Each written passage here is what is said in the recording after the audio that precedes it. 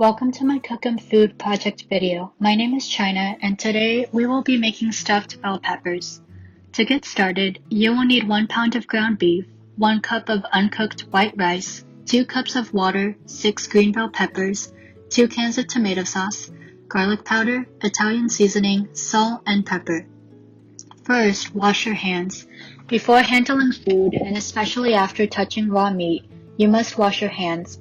To properly wash your hands, you should use hot soapy water for at least 20 seconds and make sure to scrub well.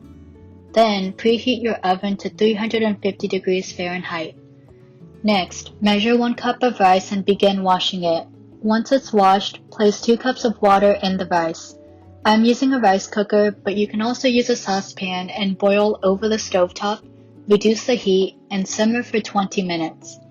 Next, take your washed bell peppers and cut the tops off of them and take the seeds and membrane out. Use a pan with tall sides like this one and place the bell peppers inside with the hollow tops facing up. Now we are going to prepare the stuffing. Take 1 pound of ground beef and place on a skillet over medium heat on the stove top. You can begin to break up the beef with the spatula. It is important to wash your hands again after working with the raw meat. This reduces the risk of cross-contamination and foodborne illnesses in your kitchen and food. Continue cooking the ground beef. You can tell when the meat is fully cooked by looking at its color.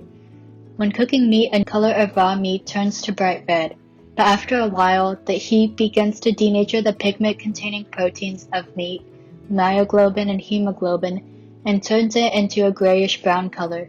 According to the CDC and USDA, you should cook ground beef to an internal temperature of 160 degrees Fahrenheit at home, which is the temperature that effectively kills E. coli bacteria.